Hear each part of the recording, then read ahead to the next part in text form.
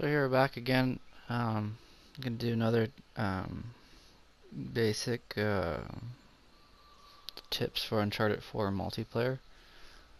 First thing I kind of wanted to say is one good combo. I don't know if people are doing this. I don't think they are too much. But one really good combo is show you real quick. So having a smoke bomb with the staff, and then having that staff highlight opponents, and then this way when you have both of these ready, you can pop the smoke. Your enemies won't be able to see. Maybe upgrade your smoke first before doing this, so it's the duration is increased. Yeah, you want the duration increased, so maybe upgrade it once, then wait for a staff to highlight them, and then that way your enemy or your teammates can see through the smoke while your enemy's behind it, so it makes it a lot easier. And it's a pretty good strategy because they don't know what type of staff you got. All they can see is you have a staff out, and that's about it. They don't know if it's just the directional arrows on the map or the other one. So yeah, this can be a really good stacking bonus, especially even if you have someone with stealth on and they just go in from behind. But yeah, so now we're just gonna go straight into the game. We're gonna use auction house again because that hallway is the best and most simplest way I can think of kind of showing some of this stuff. Just because it's a tight spot and it's a pretty good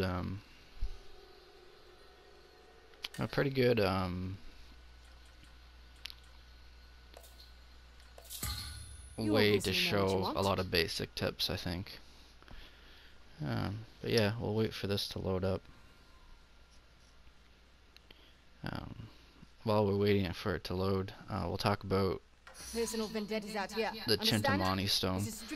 So I see a lot of people just using a Chintamani stone, but it's not full revive.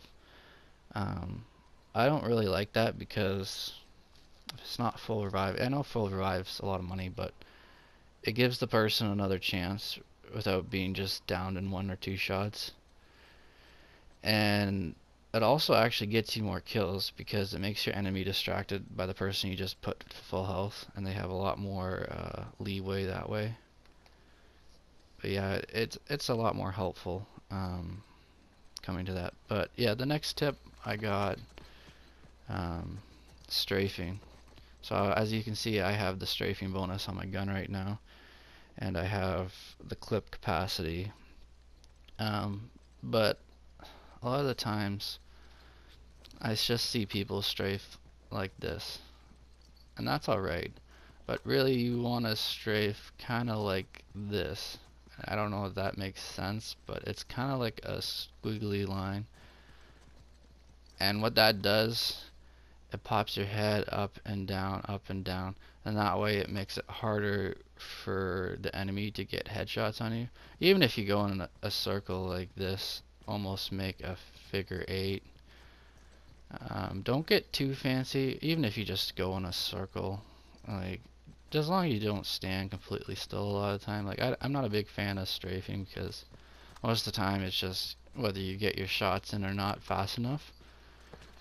But if you're noticing like the enemy's way too accurate, you're gonna probably have to start strafing so they can kind of ease up on that. And also, another tip, if they're way too accurate, this is kind of like a game bug, but put out a savior. Like, now the reason I say that, because of the auto aim in this game, it automatically, again, like everything else, has a hierarchy. So it's gonna like, it'll want to actually lock you onto the savior or a downed player. So when they're hyper accurate like that, probably means that their sensitivity is real low. And once that aim assist takes over and the sensitivity is real low, it'll lock onto the savior and make it almost impossible for them to get their aim back at you. So that's one of the things you can do to help out with someone who's hyper accurate. Yeah, so the next tip I kind of want to show is when you're behind cover like this, and for say like I see a lot of people, they have it like this. You can see the tip of the gun out of the cover. You never want to do that because it kind of gives away your position.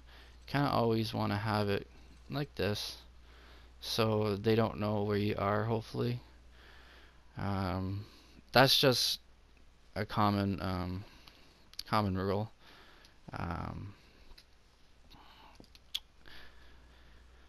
So yeah, another one, just keep your distance.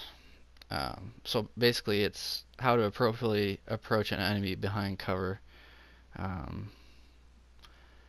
You kind of want to not go too far, like when you're in this. So for example, if they were behind cover there and you're behind cover here, you actually want to be pretty careful. But if it's like this, you actually want to go like this and then circle around. But you want to keep always do it only if there's only one person behind cover. But yeah, keep almost like a circle diameter around here. So coming around like this, because blind firing for some reason, it's harder once it gets past a certain thing. When you're changing the camera like this way, I don't know what it is, but it's harder to hit things, especially like what type of cover you're going behind. But yeah, this would probably be a better one actually if he was behind here, you're here, and you wanted to go and then circle and then go like that. But yeah, you don't want to get too close, because the closer you get, the faster the fire rate is and the more accurate it is. Always keep kind of a little bit of distance. But yeah,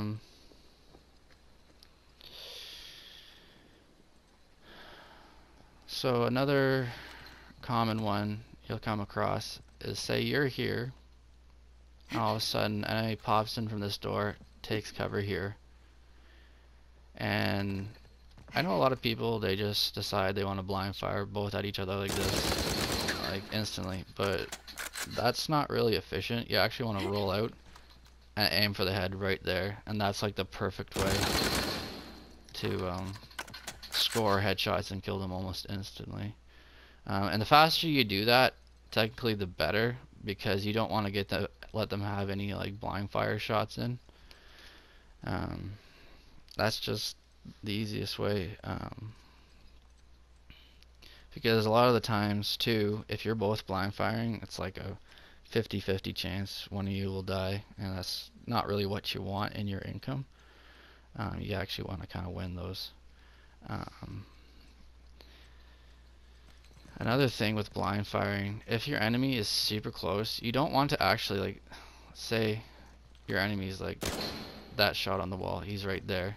You actually don't want to get too close to them. You want to keep like a little bit of distance, but you don't want to get right smack dab between them. Because if there's another little glitch, if you get right smack dab on top of them, the gun actually fires right through them, and it doesn't count it. You'll actually hear the hit markers. But yeah, you just want to keep a little distance. And if you're running towards them when you're blind firing, always remember to snake like that. It makes it hard to hit. Yeah, the snaking actually makes a huge difference. You wouldn't believe it. Yeah. Another major tip, say you're coming down here, two people are rushing here and there, you actually kind of want to like jump out toss the nade there. Usually when you toss it at your feet like that, like aiming and tossing at your feet, it bounces right up into their face if they're falling right on your tail. And a lot of people do that, and it's a really easy way to get 2 downs if they're just on your tail. You gotta be quick about it, but yeah, it's an easy way to get a couple downs if they're right on your tail.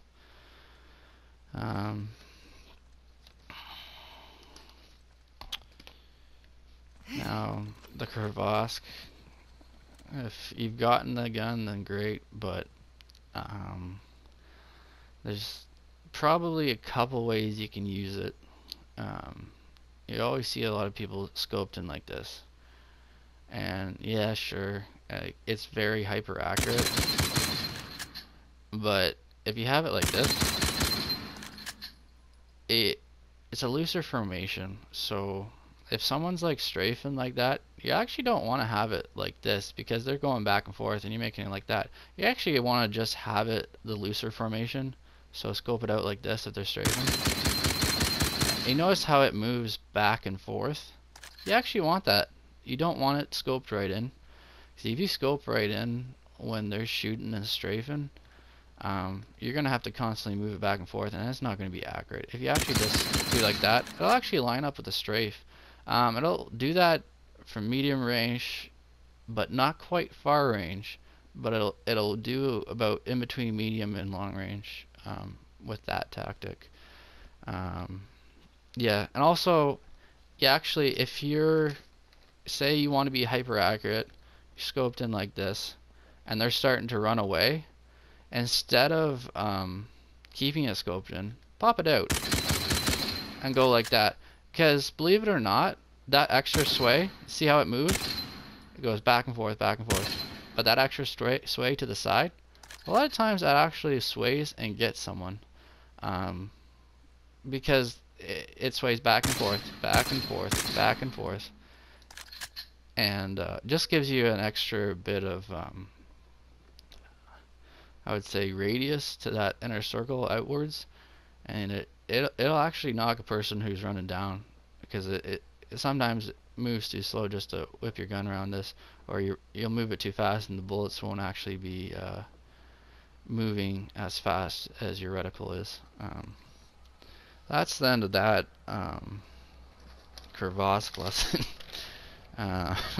These are just basic. I think anybody who's played it long enough, they do this and they don't actually think about it. It's all subconscious. This is probably just go on retracing my steps, but when you snake like this, try not to make your loop. This is a exaggeration, but try not to make your loops too big, and try not to make them too small. Now, the reason that is, if you make them too big, like they kind of just predict it, right? Too small, the reticle's not going to move enough, and they're still going to get you. Just right, like if you're blind firing, like that's about the perfect way you want to snake. Yeah. The next I probably would talk about would be tips for fighting the gen users. A lot of people, beginners I think especially, they don't realize that if you're shooting at them when they're in that fire mode or teleportation mode when you press circle, those shots don't count. If you haven't heard it, the hit marker doesn't go off. You actually want to wait till they're out of the teleportation and then you shoot at them. Probably would have been easier if I had a degen in this class. Yeah, you never want them to get too close either. Say if, for example, someone pops the degen back behind that corner, they start coming out, teleport here, teleport here. Remember, they can just drop a nade like this on you and then rush ahead. You'll actually see Dante kills do that a lot. You don't want them to get too close and drop a nade right on your head. So yeah, if they're getting too close, maybe like back up a little bit. even like the same idea with the Shield of Asgard, it has a time limit, so maybe even get out of there if you still have time. But remember, they're fast, so don't make it too easy for them. If you're jumping out this hole, you actually want to jump out. Maybe take cover behind this car. You see them coming to there. Swipe around, go in here, wait a little bit. But you don't want to take cover too many places, because then again, if you take damage between here and here, it gives them more chance to kill you between here and here. So almost take cover here, and then yeah, hightail it for the door or window. Yeah. Also, another tip for the Jinn is China Lakes work well to stun them.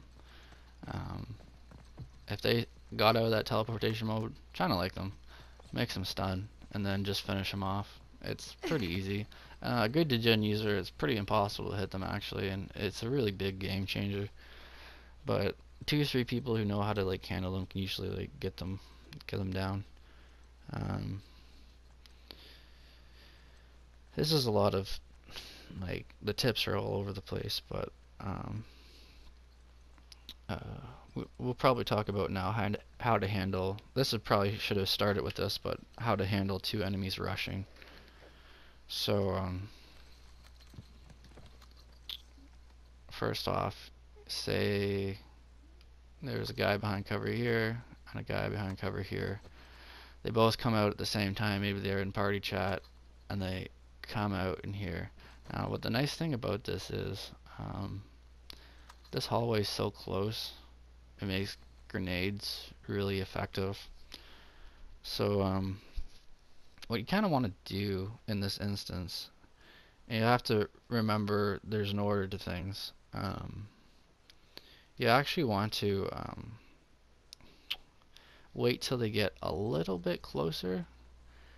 I'd say about like right there. Bounce back, toss the grenade like that. If you're lucky, it'll kill 2 of them. If you're not, kill only 1. And then immediately go back to cover and then blind fire. Finish and clean up anything that's left. And that's the way you get rid of 2 enemies that are rushing you. But yeah, if nade didn't kill any of them, you got 2 situations. You can either go back, blind fire, hope to kill one of them, and then back up another step, kill the other one. But when you're dealing with 2 enemies, it becomes a lot about chance and luck. If they're smart enough, they'll keep more space. One will stay back as one just enters in, just because they're smart. And in that case, pop the nade, then go into cover, and then wait for this guy to pop his head out, and then take him out when you have time. It's all about just whittling down their patience, eventually making them make a mistake. That's all it really is. Here's another, probably a tip. So in this map in particular, you always spawn, I'll go right to the spot we spawn. You always usually spawn here or back behind that area on the other side of the hallway. And I always see people go this way. Take cover here. Worst possible spot you could take cover ever from beginning in this map. They could throw a nade right here, here, here. All you'd pretty much, they're just dead. A lot of better strategy actually is just go behind, because you got the disadvantage if you spawned right there automatically. Because remember, at the beginning of each map, everyone's nades are charged, so that means everyone has that advantage. You never want to rely on cover too much, and then go back around for the flank, because you know what, holding that spot, probably not the best. Actually, a better place to do if you don't want to flank or don't feel comfortable with flanking quite yet, hold down this spot right here. Make sure they don't go the long way around, but yeah, Maybe set up one person behind here, one person behind here, have another behind here. Just remember they can come in around this way from out that window at the side. So yeah, that's one bad spawn point. Probably should have mentioned. Um, Now the hitboxes, Naughty Dog has always said that they're the same on all the characters. I don't know if anybody else has felt this either.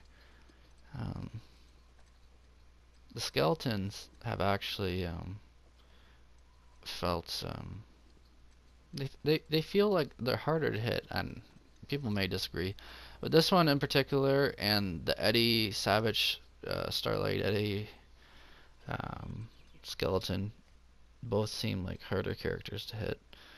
And remember the oversights of a game. This is my last tip.